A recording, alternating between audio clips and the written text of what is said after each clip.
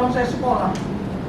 Yang saya hormati, saya cintai dan saya banggakan, di sini ada sesepuh senior saya, Ketua Umum Kerukunan Masyarakat Hukum Adat Nusantara, Bapak HP Panggabean.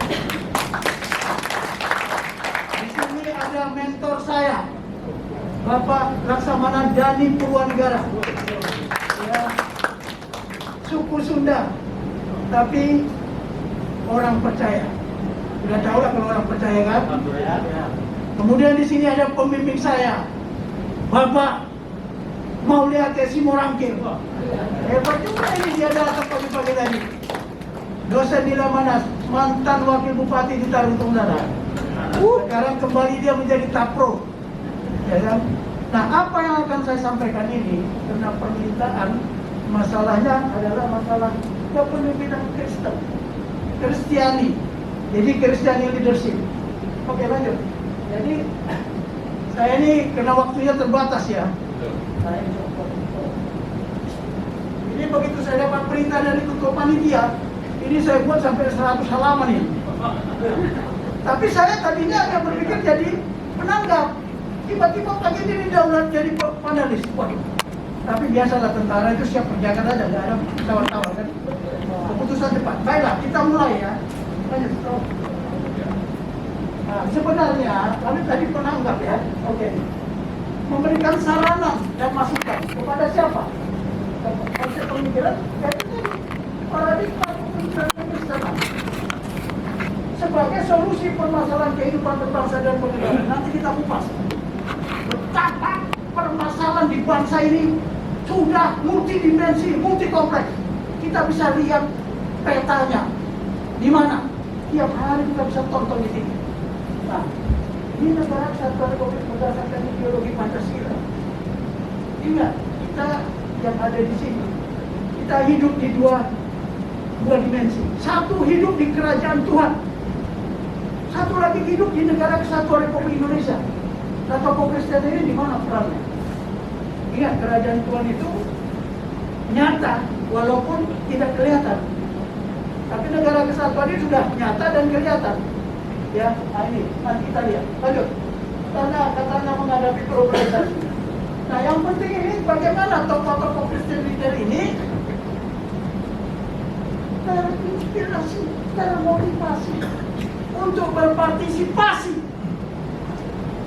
dalam mengembangkan apa? Mengimplementasikan kepentingan dalam seluruh aspek kehidupan. Ideologi, politik, ekonomi, sosial budaya, pertahanan, keamanan. Di sini ada juga Jenderal Sitorus ini. Ya, murid saya dan junior saya. Kalau dia nanti saya ngomong begini, dia udah tahu, wah ini mah kerangkanya seperti ini. Kan begitu. Oke, lanjut. Setiap manusia di kolong langit ini, mau dia seorang jenderal, mau dia seorang presiden, mau dia seorang apapun, bahkan pengemis sekalipun akan bertanya tetap, mengapa? Siapa saya? Apa yang harus saya kerjakan? Kemudian, kapan saya harus mengerjakannya? Di mana saya harus mengerjakan dan bagaimana? Kita tahu apa perintah Tuhan, tapi bagaimana mengerjakan perintah Tuhan itu yang lebih penting. Nah, nanti kita lihat. Nah, cara berpikirnya harus cara berpikir strategi. Kenapa? Karena kita disebut tokoh. Hati-hati kata tokoh ya, bukan toke ya. Tokoh. Ya. Itu menghadapi ancaman. Jadi kalau strategi yang saya tahu, karena saya mantan kepala pusat kajian strategi TNI, harus ada strategi. Apa sasaran strategi? Seperti kita hari ini mengadakan satu kegiatan. Apa sasaran yang ingin kita capai? Kemudian bagaimana cara yang kita tempuh? Satu lagi apa itu? Bagaimana kita menggunakan? Menggunakan apa? Menggunakan potensi yang kita punya. Potensi siapa? Ya kita ini. Yang disebut Nasrani. Kalau dibilang Kristen nanti malah lagi orang Katolik. Ya kan? Kita Nasrani ini seperti apa potensi yang kita miliki? Ya nanti kita cek. Nah, tunggu dulu. How to think? Seorang pemimpin itu dia harus berpikir how to think. Kemudian how to act. Actionnya seperti apa? Salah satu ini yang diselenggarakan ini action ini. Tapi how to use resources, pintar juga Pak Supit ini. Digunakannya saya di sini untuk ngomong kan. Ini salah satu cara. Kemudian what was, what is going on, what next, and what if. Saya mau kasih tahu. Nanti kita lihat what was. Apa yang sudah terjadi di masa lalu. Apa yang terjadi saat ini. What is going on. What next. And what if. Is a matter of if, is not a matter of when. Contoh, kalau terjadi bencana, sudah siapkah konsep kita? Saya mau tanya. Nanti kita lihat apa perintah Tuhan di Bible. Sudah siapkah kita melaksanakannya? Perlu konsep. Nah itulah kepemimpinan. Lanjut. Karena apa? Better knowledge, dia aja. Better knowledge. Kita harus punya pengetahuan. Kita harus jadi kalau sudah pemahaman yang penting, baru better decision making. Kepemimpinan itu adalah proses pengambilan keputusan. Saya tanya, sudah punya nggak proses pengambilan keputusan? Pengetahuannya seperti apa? Sorry ya, itu ada adik saya nanti buktinya nanti. Kita tanya sama dia. Termasuk Remanas. Remanas itu juga belum. Nah, kita apa? Proses pengambilan perencanaan strategi untuk mengimplementasikan apa? Menghadapi ancaman globalisasi. Nanti kita lihat seperti apa ancaman globalisasi yang kita hadapi saat ini. Ya, lanjut. Saya coba, kalau ajarannya Pak Maulianta itu ada alur pikir, ada pola pikir, ya Pak Sitorus, kan begitu. Nah, saya coba alur pikir, karena permintaan panitia kepemimpinan global. Aduh, saya coba alur pikirnya mulai dari ini. Jangan dihapus. Kenapa? Kenapa? Ya kabelnya kendor. Gak apa-apa kalau kabelnya kendor. Nah ini. Ya. Ini lihat teknologi informasi. Kemudian global informasi. Apa? Kita lihat ini. 5T 2I SR. Kalau kami di TNI berpikirnya 5T 2I SR. Nanti kalau mau lebih jelas tanya aja Pak Dani ya. Tapi ini menyebabkan globalisasi informasi. Di samping itu juga teknologi informasi ini. Bayangkan semua ada di sini. Informasi. Itulah menyebabkan seolah-olah ideologi Pancasila itu nggak ada artinya. Karena ini masa munculan kita teknologi itu. Itulah yang dikatakan Daniel Bell. Oke lanjut. Nah, ini permasalahan gara-gara ini akan terkait dengan persoalan apa? Kepemimpinan. Apa sih permasalahan utama? Kepemimpinan. Di negara ini juga masalah kepemimpinan. Ya, nah ini coba lihat. Nah, kepemimpinan apa? Christian leadership itu apa masalahnya? Kalau ada permasalahan, di anaknya permasalahan itu berbagai-bagai persoalan. Nah, persoalan ini apa? Kepemimpinan komunitas, personal, self leadership. Tadi pagi ya, senior saya, sesepuh saya itu ngomong, di Katolik itu perintah komando satu. Kalau di Protestan bermacam-macam perintahnya, bermacam-macam sistemnya. Ya, oke. Sekarang yang mana yang benar, mana yang tidak benar, kita anggap benar lah semuanya kan. Nah, ini. Kemudian di sini personal leadership, self leadership. Karena sekarang ini di era globalisasi ini terjadi distrust.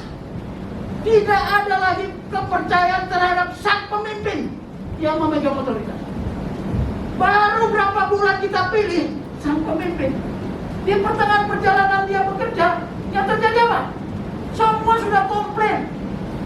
Ya sudah maki-maki pemimpin yang dipilih sama dia. Yang salah siapa? Ada yang mengatakan kepemimpinan sekarang otomatis. Yang penting kalau tidak ada pemimpin yang bisa kita percaya, self leadership. Ya, nah ini, ya membutuhkan apa? Membutuhkan karakter, membutuhkan kompetensi. Ya. Untuk apa? Ini karakter pemimpin kita, pemimpin Kristianiti itu seperti apa karakternya? Ya seperti apa kompetensi yang dimiliki? Jangan bilang, oh saya ini pemimpin ya, tapi nggak punya kompetensi, punya karakter, nggak punya kompetensi, punya karakter, ya nggak punya kompetensi, udah ditipu orang. dibohongi orang, dibisikin orang. Tapi punya kompetensi, nggak punya karakter, jadi pengkhianat, jadi bangsa. Tuh lihat, berapa tokoh Kristen yang masuk penjara? Lihat itu, dia punya titel, berentek-entek titelnya, tapi nggak punya karakter. Ini nanti untuk apa? To influence, mempengaruhi. Ketika kita mempengaruhi orang, kita harus menjadi seorang inovator, ya, terus menginspirasi, ya, terus memotivasi. Kemudian apa lagi? Meyakinkan. Contoh ya, tadi malam saya berdiskusi di radio karena banyaknya informasi. Manusia kok bisa jadi Tuhan? Tuhan kok bisa jadi manusia? Manusia kok berak, makan, haus, kelaparan? Coba, itu dongeng atau fakta? Saya tadi malam bilang, kelahiran Tuhan Yesus, kematian, kebangkitan, kenaikan, dan kedatangannya yang kedua kali adalah berkat bagi semua manusia. Dan itu disaksikan, bukan dongeng. Ada malaikat ketika dia lahir, ada manusia yang menyaksikan. Kematiannya juga begitu, kebangkitannya juga, kenaikannya ke surga. Ada yang bilang, informasi ngomong di mana-mana di YouTube, itu dongeng. Tapi ada nggak kelahiran Tuhan Yesus, kematian Tuhan Yesus, kebangkitan, kenaikan tidak disaksikan sama malaikat? Manusia dari surga, malaikat dari surga menyaksikan itu. Manusia yang ada di bumi juga menyaksikan. Tapi masih dibilang mereka apa? Hoak dan dongeng. Hati-hati, ini yang harus kita hadapi mereka-mereka ini. Tapi Tuhan sudah mulai melayat Indonesia. Nah, apa? Esensinya apa? Proses pengambilan keputusan. Saya mau sampaikan, seorang pemimpin yang memiliki kepemimpinan, esensi dari kepemimpinan, pengambilan keputusan. Nah, ketika dia mengambil keputusan, dia harus punya karakter dan punya kompetensi. Apakah seorang pendeta yang punya karakter hanya menyampaikan khotbah? Oh tidak. Nanti kita buka. Nah terus, untuk apa? Ini kalau di militer, ya di mana saja nggak diajarkan ini. Saya mengajar di mana saja nggak boleh. Kepemimpinan itu harus ini situmpak. Seorang pemimpin, dia harus memahami situasi yang berkembang. Dia harus apa yang menjadi tugasnya. Dia tahu bagaimana melaksanakannya, pelaksanaan, mengeksekusi, bukan mempersekusi ya. Dia tahu bagaimana mengatur administrasi dan logistiknya. Dia harus tahu memberi komando dan mengendalikan. Jadi kalau ada perintah, nggak ada komando, kendali dan sebagainya, bullshit, hanya perintah aja, tapi tidak dilaksanakan. Inilah kepemimpinan. Dia harus tahu situasi berbagai. Ini harus dianalisa. Ini situasi seperti apa yang berkembang? Tugas apa yang harus dikerjakan? Walaupun perintahnya sama. Beritakan kabar sukacita ini, Injil Kerajaan Tuhan ini sampai ke ujung-ujung bumi. Itu perintah bukan? Baptislah mereka atas nama Bapa, Putra dan Roh Kudus. Pertanyaannya, sudah mempelajari situasi ini? Tugas itu sudah dijabarkan nggak? Seorang tokoh Kristiani yang ada di mana? Di Aceh, yang ada di Padang, ya, yang ada di Sumatera Utara atau di Tarutung sana, di Lurah Serindung, di kampung kami, sudah menganalisa tugasnya. Tugasnya sama, tapi melaksanakannya bagaimana? Inilah ya, kalau di militer itu kepemimpinan strategi itu dia harus paham apa itu situasi, tugas, ya, pelaksananya bagaimana, administrasi logistiknya bagaimana, dan komando kendalinya. Komando dan kendali itu penting. Ketika komando dan kendali tidak satu komando, bubar. Konsep yang dilaksanakan tidak ada maknanya. Lanjut. Nah hasilnya apa? Rencana tindakan menghadapi kontingensi. Menghadapi apa? Dampak globalisasi. Nanti kita lihat bagaimana dampak globalisasi. Gelombang tsunami globalisasi memporak-porandakan kita. Yang diporak-porandakan apa? Ini mindsetnya. Ya, geopolitik sudah berubah. Geonya itu bukan fisik saja, tapi apa? yang sudah non-fisik. Lihat mindset bangsa ini, yang sudah bergeser jauh dari ideologi Pancasila. Ya, saya mau beritahu. Nah, lanjut kita. Nah, ini untuk apa? Ini menentukan siapa berbuat apa dan bagaimana dia berbuat. Kapan waktunya? Ya di mana dia melaksanakan itu? Itu tokoh Kristiani yang ada di pusat, yang ada di daerah, yang ada di desa-desa. Apa yang dilakukan? Hati-hati ya. Lanjut. Nanti kita, ini sebenarnya kemarin saya serahkan panitia, tapi panitia rupanya nggak sempat untuk apa? Untuk memperbanyak. Nanti silakan ambil. Saya tidak celit. Kalau nggak ngerti, fotokopi aja menurut saya. Silakan mana? Saya bilang, ya ini kalau yang di Lemanas diajarkan pola pikir. Ya nggak usah Lemanas, di sini aja Lemanasnya. Nah, selalu ada input. Kalau kita berpikir sistem, itu ada input, ada output, ya, ada outcome. Output aja nggak ada outcome, nggak ada artinya. Makanya, nah dia kita lihat input. Peminat Kristen saat ini seperti apa? Cek di YouTube, ribut kalian, adu gembala. Udah umat yang gampang diadu domba, gembalanya sekarang penggembalanya latihan manual. Kamu begini, kamu begini, kamu begini. Ini otaknya di mana ini orang-orang? Ya, tolong. Nah ini.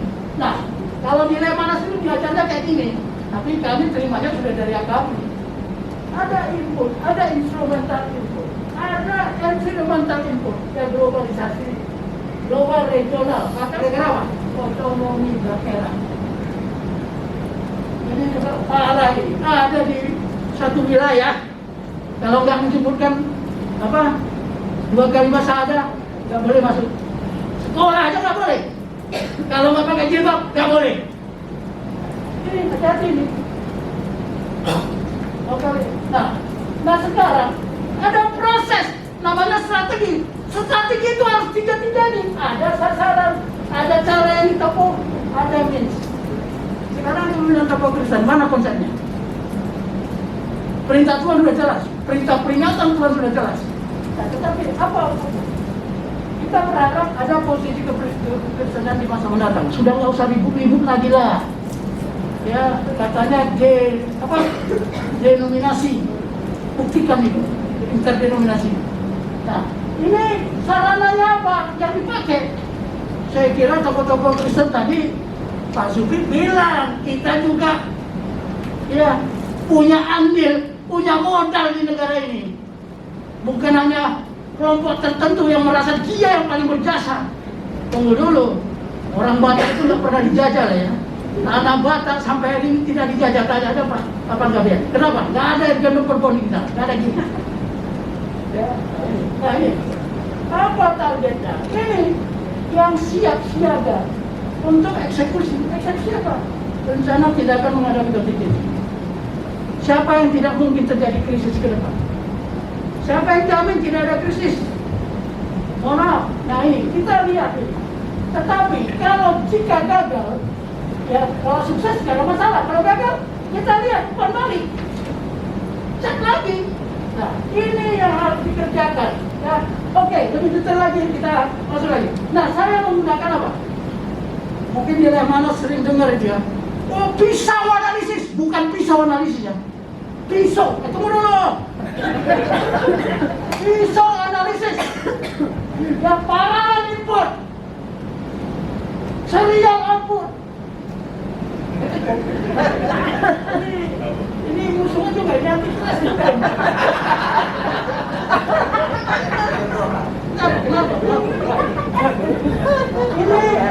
Ini paralel output. Jadi pisau ya, bukan pisau dapur. Itu tidak mana salah itu, tapi kalau mau ngoreksi juga ya coba sekarang. Ya, coba nanti pulang dari sini, mau lihat deh. Paralel input. Serial output, mau 10 outputnya nggak masalah. Serial. Ya, Pak Tulus, hati-hati, ada dosen. Oke, lanjut. Nah, saya mau ngantarkan dulu sekarang ya. Hari ini kita membahas topik kepemimpinan. Apa yang tadi? Mengapa penting? Selalu menarik untuk diperbincangkan. Setiap hari orang ngomong kepemimpinan. Nanti 2024 kita memilih pemimpin. Pertanyaannya, pemimpin yang bagaimana? Siapakah pemimpin itu? Itu masih 4L, lu lagi itu. Akan pernah habis untuk dibahas. Sorry Pak mau lihat ya. Itu aja kan lu lagi itu. Gus Dur bilang apa? Potong 5 generasi, baru beres negara ini. Tak akan pernah habis, selalu hidup. Silakan lanjut. Nanti terlalu lama ini saya nggak punya waktu. Saya mulai 10 menit lagi. Oke, nah, itu makanya Selawe jauh selatan. Ya kan? Oke ya. Coba ini kita tinggalkan aja.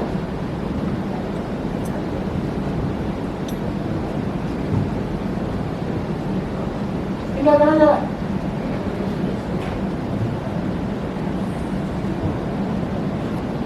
Nah ini nggak tahu ya di mana kita. Tapi kembali dulu ke depan. Aduh, ini ada yang penting ini gara-gara moderator juga ini. Kan modalnya pun nggak bisa kalian tanya, sudah saya tahu apa jawabannya. Nah, saat ini kita krisis kepemimpinan. Buktinya apa? 76 tahun kita merdeka, masih banyak itu rakyat semakin miskin, semakin melarat. Tahu, banyak yang mati lagi. Kalau mau dihitung tiap hari berapa yang mati? Hanya gara-gara apa? Stres. Yang bunuh diri udah dihitung nggak? Ada yang hitung nggak? Ya kan ya? Apalagi ya ini bangsa itu bukan negaraku. Negaraku bukan bangsaku. Negara Indonesia, iya. Tapi bukan bangsa saya. Ada pribumi, ada non pribumi, macam-macam lah. Komentar mereka itu. Nah, pertanyaannya mengapa? Coba lihat lagi. Mana itu bahaya? Oke, ini yang sedang terjadi ya, krisis kepemimpinan, krisis pemimpin, krisis lagi pengikutnya. Tunjukkan sama saya, di negara mana yang gak ada pengkhianat? Di kerajaan Tuhan aja ada pengkhianat. Di apalagi di Indonesia ini, wah banyak sekali pengkhianat. Pengkhianat apa? Pengkhianat ideologi dan pengkhianat konstitusi. Catat, di konstitusi itu tidak ada kata kafir, tidak ada kata non pribumi, tidak ada kata khilafah. Saya tegas ngomong, mau dibunuh saya bunuh lah, udah 70 tahun udah. Tapi Islam never. Nah, yang menjadi masalah, kerawanan kritis banyak. Kerawanan kritis, kita kemampuan kritis kita sebagai pemimpin untuk mengatasi apa? Kerawanan kritis. Sekarang, di kompetensi karakter dan kompetensi para pemimpin ini tidak terkecuali kita yang ada di sini. Apa? Merupakan kebutuhan kritis serta urgen dan important. Hati-hati ya, hati-hati. Tadi saya berbicara juga sama sesepuh saya. Ini kita ini sudah ikut-ikut berpolitik, tapi politik praktis. Hati-hati tergoda ya. Hanya gara-gara RP Tuhan marah. Nah, ini ya, membeli kita udah lanjut, tinggal. Udah tinggal aja. Tinggal lagi nanti silakan baca. Nah ini, what is leadership? Ya, ini paling penting. Ada ratusan definisi kepemimpinan. Saya kemarin coba mengemas. Saya ambil dari Bible. Ya, bukan. Lanjut. Nih, kapasitas, karakter, dan kompetensi seorang pemimpin untuk mempengaruhi, influence, ya, orang lain melalui inspiration. Kemudian timbul dari semangat rela berkorban. Tuhan Yesus itu rela berkorban nih. Passion, rela mati untuk kita. Itu contohnya ini dari Bible. Termotivasi dari impian, vision. Tuhan Yesus punya vision. Datanglah kerajaanmu, jadilah kehendakmu di bumi seperti di surga. Itulah visi. Hati-hati ya, bedakan visi dengan sudut pandang. Visi itu keluar dari hati, nurani dan pikiran. Kalau sudut pandang bukan dari mata gini. Sampai ke tembok itu, ya. Sampai saya lihat, ya, Bu Linda ada di sana itu. Bu Linda, hai, Wonder Woman ini. Ya kan, saya sampai situ aja melihat dia. Tapi saya tidak bisa melihat hatinya. Tapi Tuhan Yesus bisa melihat kita. Ya, karena kita sejak kecil di kandungan perut aku sudah tahu siapa kau Junias sejak kau di kandungan perut ibumu. Vision itu hanya fungsi dari mata. Tapi kalau visi, what is vision? Impian, tapi impian apa? Yang melampaui apa? Ancaman globalisasi, gangguan, tantangan. Kita harus melampaui vision. Visi Indonesia sudah terwujudkan. Indonesia yang merdeka, bersatu, berdaulat, adil dan makmur. Bersatu aja belum. Bersatu aja kita belum. Kenapa bersatu dulu baru berdaulat? Kenapa nggak berdaulat dulu? Kenapa adil dulu baru makmur? Kenapa bukan makmur dulu baru adil? Keadilan di bumi pertiwi Indonesia ini tidak akan terwujud tanpa satu syarat, etiket. Lihat itu, mereka punya etiket kan itu. Yang ngomong-ngomong upah kafir. Di salib itu ada jinnya, saya tantang ya. Matamu yang bisa melihat jin karena berarti matamu ada saja. Nih ada salib di sini, buktikan ada jinnya. Tapi kenapa nggak ada yang berani ngomong? Saya habisin itu orang-orang itu. Harus diusir. Di Biblia malah apa? Suatu tujuan. Jelas ada tujuan Tuhan menciptakan surga-surga, alam semesta bertabung ini, termasuk kita. Ada tujuan Tuhan. Apa tujuan Tuhan? Agar kerajaannya terjadi di bumi. Kerajaan yang tidak kelihatan menjadi nyata di bumi. Itu visinya Tuhan. Walaupun banyak hambatan. Siapa? Sang setan itu, si ular itu, dan turunannya. Ya. Bersama. Melalui apa? Penghayatan, eksekusi tugas pokok. Tugas yang diberikan kepada kita. Lanjut. Ya, udah. Punya tanggung jawab ya. Baik. Saya nggak jelaskan ini satu persatu. Silakan aja nanti di copy ya, saya tidak larang. Lanjut. Leadership is not election, not a position. Jangan bilang kita ditokohkan, oh saya hakim, saya jenderal, saya panglima, saya punya titel berteret-teret profesor doktor. No way. Yang dibutuhkan apa? Lanjut. Ini saya bilang orang titel.